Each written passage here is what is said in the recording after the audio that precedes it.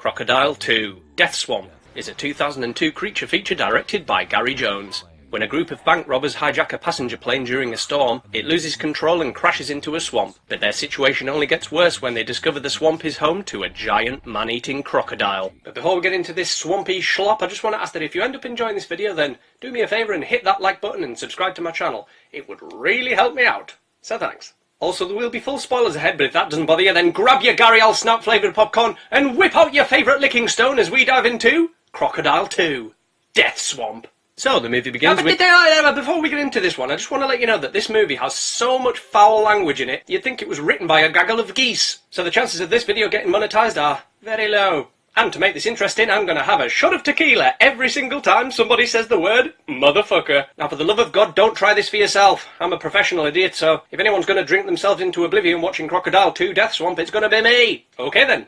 Here we go. So the movie begins with a bunch of bank robbers walking into a bank, which is a somewhat important part of the process apparently. But hang on, Crocodile 2 Death Roll? I thought it was called Death Swamp. I tell you, if this crocodile starts handing out poisoned sausage rolls, I'm going to be very disappointed. Actually, no, I wouldn't. That'd be great. And tasty.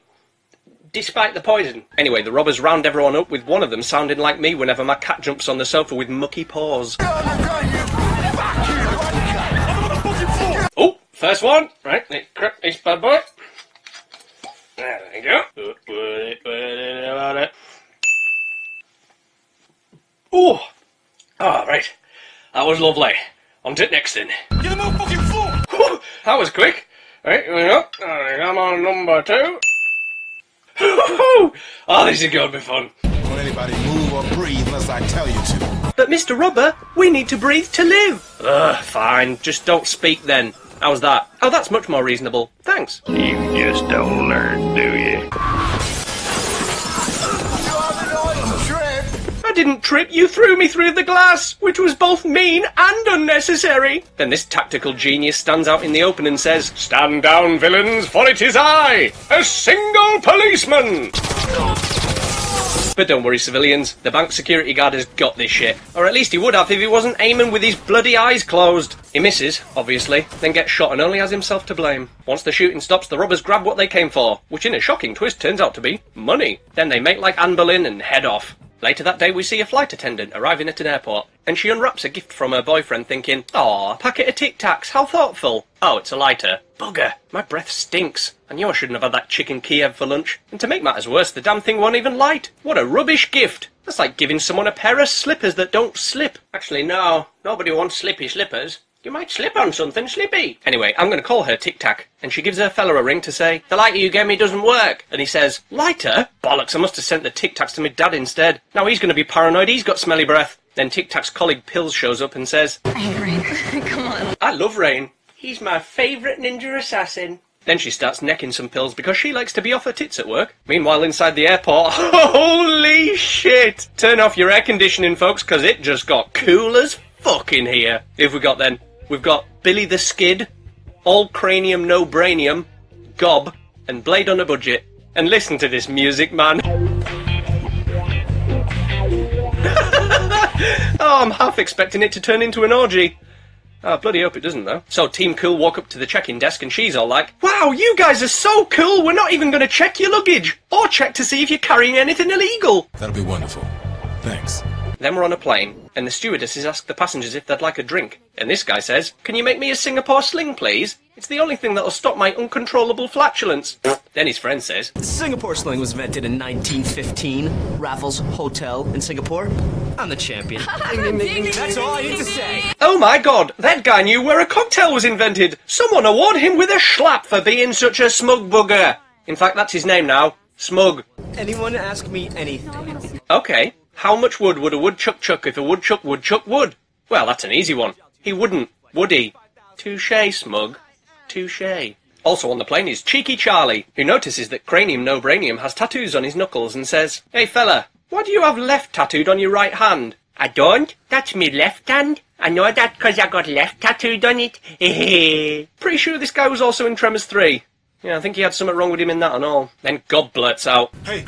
Something to drink, sir? "Yeah, I'll have a carton of strawberry Ribena. and a napkin to wipe off my drool because I'm a gormless Neanderthal. And soon after, Tic Tac catches him smoking in the airplane bathroom and says, are you going to be a dickhead for this whole flight? Yeah, I am, yeah. Right, well, no more strawberry Ribena for you then. Oh, what? Yeah, that's right. Now sit your abnormally large skull down. Your facial features are upsetting me. Meanwhile, Pills starts popping pills like a Pez dispenser, because she's determined to lose her job today. Then Tic Tac goes to have a word with Captain Peter Pilot, but he's on the phone to ground control who say, Captain, that storm you're heading toward has a 98% chance to cause your plane to crash. Please divert your current heading to this new one. Over. We're gonna be going through that ground control. Over.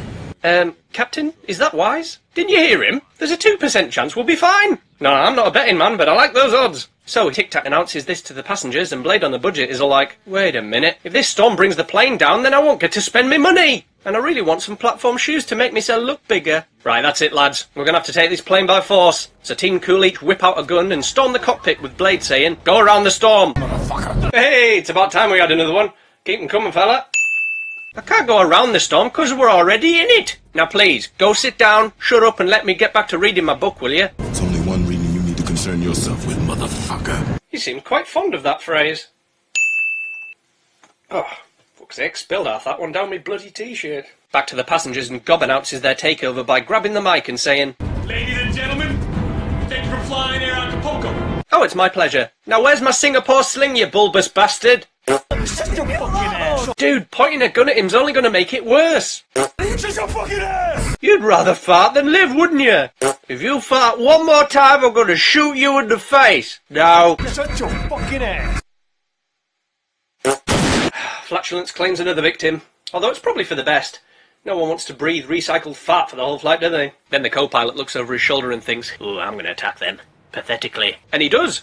Pathetically. So Billy the Skid shoots him, but the bullet goes through him and hits the controls, sending the plane into an uncontrolled descent. Get this shit under control, motherfucker! Alley-oop. Oh, boy. Do something, motherfucker! Oh, we're on a roll now.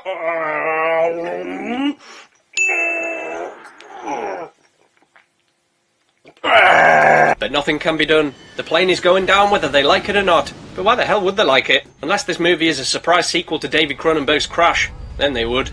Ugh. So everyone on board straps in and braces for the worst. But the plane crashes into a swamp, so I reckon everyone will be fine. Oh dear, it's split in two. Oh, now the back half's exploded, which gives Tic Tac a jolly old seat wobble. Once the wreckage has settled down into its new swampy home, the survivors all get out. Conveniently, pretty much everyone who's had a speaking role thus far has survived. Well, apart from Cranium No Brainium, who died off screen in the crash because Gob promised him he wouldn't. The survivors gather outside the plane with Tic Tac and Cheeky Charlie helping the lady he was sat next to, with Tic Tac saying, God, she's hurt really badly.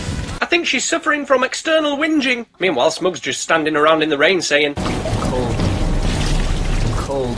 Just go and stand next to the corpses of your burning mates. You'll warm up in no time, pal. Also, I think Cheeky Charlie is running a few minutes behind. I'm alive! I just realised that now, did you? Then Blade gets everyone's attention by shooting a duck flying overhead and asks Peter Pilot, How far are we from Acapulco? I don't know! oh, now I remember, it's about 50 miles that way. And it only took a pistol whip to the face to make me remember. So Blade says to the others, Get our motherfucking stuff. cheers. Go get my motherfucking stuff. He likes to drop a bit pairs, doesn't he? There's a hair on the bottom of it. There's hair on the bottom of the bottle. Fucking hair on it because I've got long hair. Long hairs get everywhere when you got long hair. But Tic Tac doesn't want to leave the injured lady and says, This woman needs medical attention! not to fear, Dr. Blade is here, and I prescribe her a bullet to the head, guaranteed to stop the pain. There we go, the operation was a success. Now get my motherfucking stuff. Oh, God, starting to feel it now, I tell you. Whew. But we're still okay, I think. Meanwhile, Tic Tac's fella, who I'm going to call Polo because that's another minty sweet, is on the phone with the airline and says, Where's my Tic Tac, you shits? And they're all like, How the hell should I know? And he's all like, Because you're the goddamn airline. Yeah, well, your necklace is shit. Hello? Then he sees on the news that the plane has crashed, and he's not very happy that this local policeman at the bar isn't doing anything about it. Get off your ass and do something!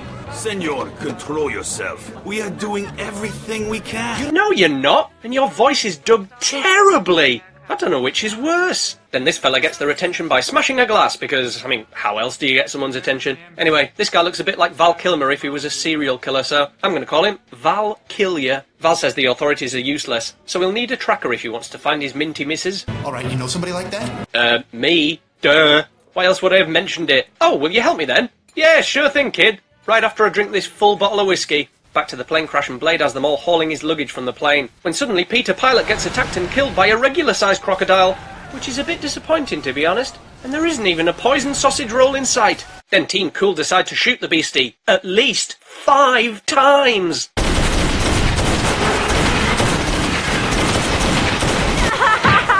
He's already dead. Well done, fellas. I think you got it. We're bad motherfuckers. Don't be so hard on yourself. Not everyone can shoot well.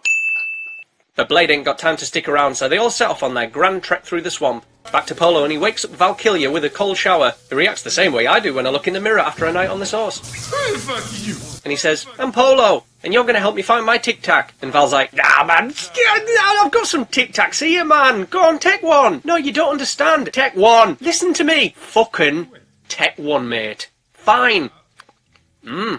So, are you going to help me find my girlfriend or not? Girlfriend? Why didn't you say so? My helicopter's parked out back. Just let me finish this full bottle of whiskey first. Meanwhile, Cheeky Charlie says what everyone in the group is thinking. This water smells like ass. Well, it does have all 7 of your asses in it, so what the hell do you expect? Then Billy the Skid lights a completely unrelated cloud of methane gas with his cig, because that's going to be important later. Then they stop and make camp for the evening, with Tic Tac coming up with a sneaky plan, which involves mixing a loud bottle of booze with Pills' pills. So they'll wait till the wankers go to sleep, then give the booze to whoever stays awake as a lookout. Then when it knocks them out, they'll take their weapons, blow their heads off, dance a wee celebration jig, then book it like an automatic fuck it. Elsewhere we see the perspective of a much larger crocodile, which has a good sniff around the crash site, and finds the dead normal-sized crocodile like, No! Lal Timmy! Oh, what have they done to you? Oh, tomorrow was your birthday and all. And you had learning difficulties. Back to the unhappy campers, and the dickheads are fast asleep, so Tic Tac shuffles over to Billy the Skid and says, Hey, drink this you cunt. It tastes well good and not like sleeping pills. Wink, wink. We're dead. But to their surprise, Billy the Skid says, Cheers, me dear, and necks it without thinking twice. Oh, lovely stuff. Oh, don't mind me, I just got a itchy cheek. Which usually happens right before I've... Nice! Now they can grab their guns, blow their heads off, dance a last celebration jig before booking it like an automatic fucking it. But they don't, do they? Instead they just run off into the swamp, leaving the baddies alive so they can catch up to them in a few minutes. Ugh. Then it starts raining, which wakes up the wankers, and Blade realises they've legged it. Wake up, motherfucker! It's about damn time I was starting to sober up over here. I'll tell you something, motherfucker. Woo, he's back on the doubles again. Bloody glad I'm not. But before they do, the others have a run-in with that massive crocodile who decides to make a meal out of pills. Also, I'm really glad that they used the same animatronic crocodile from the first movie. Don't know why, I mean, I thought that film was pretty shit, but hey-ho. Anyway, Pills is a goner, so they run away, only to be caught by the wankers. And can you guess what the first thing they say is when they catch them?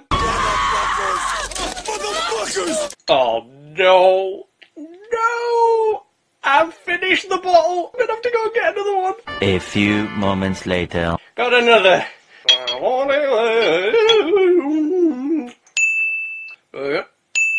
Put your hands behind your motherfucking head! Oh, I'm starting to regret this now.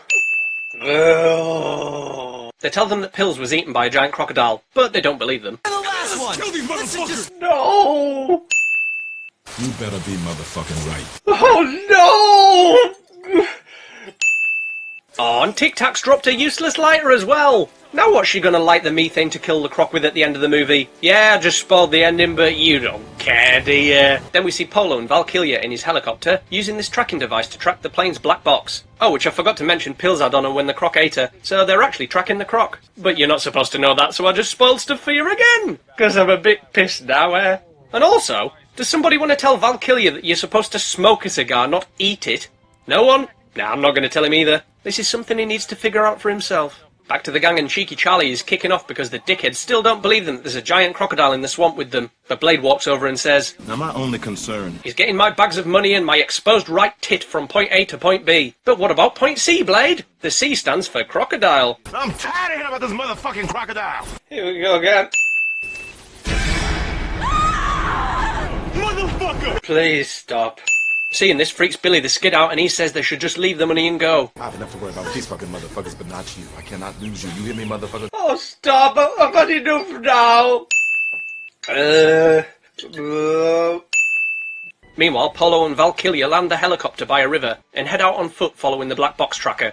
They find the centre of the signal and Polo finds the lighter that Tic Tac dropped earlier. But when he goes to pick it up... How do, lads? I'm looking for the buggers who killed me mate, Lal Timmy. I don't suppose you've seen him, have you? No, Mr. Crocodile. Stephen. No, Mr. Stephen. No, it's Stephen Crocodile. So, you were right the first time. I was just telling you not to be so formal. Oh, okay. Well, please don't eat us, Stephen. Eat you? You didn't kill Lal Timmy, so why would I do that? Oh, you buggers! You shot me in the nose! Well, I'm gonna eat you now, aren't I? Ugh. So they run away with Polo saying, "Nice one, Val, you pillock!" My bad. Fortunately, they make it to the dinghy and take off down the river. Then the others see the dinghy heading their way, so Blade tells everyone to keep quiet. Like my cat when he nicked a packet of bacon from the fridge. He would have got away with it too, the little bellend, if he didn't drag it into the one room in the house that I was sat in. Not his most intelligent decision, I must say. When the dinghy gets closer, Polo sees Tic Tac and calls out for her. But then Gob flips it over. He holds Polo at gunpoint, but then Val pops out of the water and holds Blade at gunpoint. Looks like we've got a good old-fashioned gunpoint hold-off. Val tells Blade he's got a helicopter, and that he can get them all out of there if they work together. I find out you're lying, motherfucker. Cut your bullshit, okay? No, that doesn't count. That wasn't a full one. It doesn't count. What do you mean it counts? But then they notice that Billy the Skid's gone missing, before the crocodile bursts out of the water with Billy in its mouth, and one of his hands is hanging off. Oh, come on, you're doing it on purpose now! So everyone runs away and finds an abandoned building which they climb into to get out of the Croc's reach. Well, kind of, as Cheeky Charlie pops his head out of the window to taunt the Croc saying, "Ha ha! You can't get me up here, you scaly shit!" But little does he know that this Croc has attended the Bloodsurf School of Crocodilian Agility, and it jumps out of the water, snatching Cheeky Charlie out the window, leaving nothing behind but a sad and lonely shoe. Everyone who made it into the building is annoyed too, because once again Blade holds them at gunpoint. Blade, please, if you do any more, I will cease to be. So Blade makes the others go back into the swamp to collect his bags of money, while he has a chat with Valkyria about, I don't know, gardening or something. But while Polo and Smug are out searching, Gob gets all touchy-feely with Tic Tac, so she picks up a bit of glass and for some reason stabs him in the shoulder instead of the neck. Anyway, she is unintentionally saved by the crocodile, which starts bashing the supports of the building. Then Polo shows up with the shotgun from Val's dinghy. Don't try it, motherfucker. Then Tic Tac shouts to Polo because she needs help pulling up Val. You better go, motherfucker. They manage to pull him up while Blade and Gob take off in the dinghy, but the crocodile gives the building another schlam, which makes Polo and Tic Tac fall into the water like a bunch of off-balance bastards. Valkyria tries to distract the Croc by shooting it while they try and get out of the water, but the dastardly Croc gives the support another schlam and Smug falls right into its mouth, which sucks for him, but it gives the others a chance to get out, and they run away from the green screen as the building collapses. Blade and Gob haven't got far as the dinghy starts to deflate, which really pisses off Gob and we get some incredible dialogue from him. Fuck off! Fuck! Calm down. Hey, calm down, fucking ass! Fucking piece of shit, motherfucking bull! Acting at its finest. You look at that motherfucking thing! Paid. I've been paid now. Take a motherfucker, go on. Please stop saying it.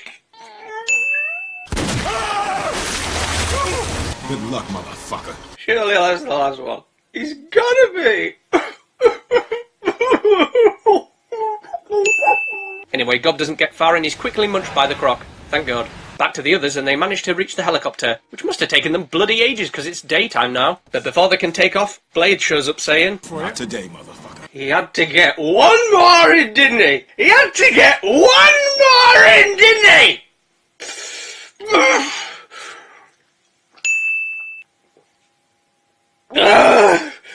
So Blade forces Val to fly him out there at gunpoint, while the mints watch them fly away like, "No, don't leave us here! We will surely perish!" But then Polo pulls out a Deus Ex Machina dinghy, and they take off down the river following the helicopter. Meanwhile, Blade isn't doing much to improve his social skills, or his ability to identify aircraft. Shut the fuck up and fly the fucking plane, you stupid fuck. Val thinks this is very rude, so he tries to wrestle the gun off him and get shot in the shoulder, but this makes the helicopter tilt and Blade almost falls out. So Val grabs his gun and says, Guns don't kill people. People kill people. "Yeah, but people use guns to kill people, don't they? You donkey!" Then he shoots Blade out of the helicopter, and so ends the motherfucker. Thank Christ. So Val turns the whirlybird around to pick up the mints. But then the crocodile jumps out of the water, grabs the helicopter and pulls it down into the river. Oh, poor Val. I had a feeling the crocodile would kill you. The mints are mildly annoyed about this, then they start getting chased by the croc, but Tic Tac notices the methane bubbles on the water, so they stop and she pours some gasoline into the river. Then when the croc swims into it, she whips out a lighter which doesn't work, except it does now because she needs it to. Then she scops it and boom, the croc goes kablamo. So it's all over, they have a victory smooch and live happily ever after. End of movie. Well, you know what? I think I enjoy that more than the first crocodile. Then again, that might just be the drink talking. You see, I've got more tequila in my system now than blood. There's another fucking hair on it. I tell you, this is what happens when you have long hair, man. I've only got a little bit left, so I might as well finish the bottle, eh? So, Crocodile 2, what did you think of it? Let me know.